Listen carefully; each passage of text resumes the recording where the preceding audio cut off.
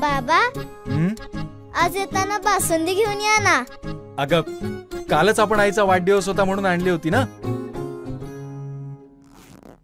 ऐकलं? हं. गोकुळची बासुंदी पुन्हा खावीशी वाटतेय. खरं सांगू, मलाही खावीशी वाटतेय. पुन्हा पुन्हा खावीशी वाटणारी गोकुळ बासुंदी. वाल्मिक कराडला फाशी द्या, कोल्हापुरात शिवसेनेचं जोडो मारो आंदोलन.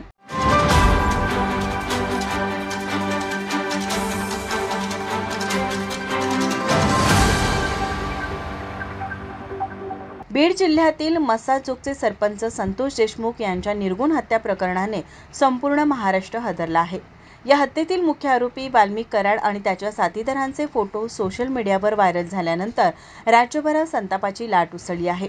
या घटनेच्या निषेधात आणि आरोपींना फाशीची शिक्षा द्यावी या मागणीसाठी कोल्हापुरात शिवसेना, युवासेना, महिला आघाडी आणि अंगीकृत संघटनांच्या वतीने जोडो मारो आंदोलन करण्यात आलं. महाराष्ट्र राज्य नियोजन मंडळाचे कार्यकारी अध्यक्ष आणि आमदार राजेश क्षीरसागर यांच्या मार्गदर्शनाखाली छत्रपती शिवाजी महाराज चौक येथे हे आंदोलन करण्यात आलं. यावेळी वाल्मिक कराडच्या पोस्टरला जोडो मारून संतप्त कार्यकर्त्यांनी आपला रोष व्यक्त केला. वाल्मिक कराडला फाशी द्या, संतोष देशमुख यांना न्याय द्या अशा घोषणांनी परिसर दणाणून गेला. या घटनेच्या पार्श्वभूमीवर राज्याचे मंत्री धनंजय मुंडे यांनी राजीनामा दिला आहे. मात्र केवळ राजीनाम्याने हा विषय थांबणार नसून या घटनेतील आरोपींना कठोर शासन झाले पाहिजे अशी मागणी शिवसेनेनं केली आहे.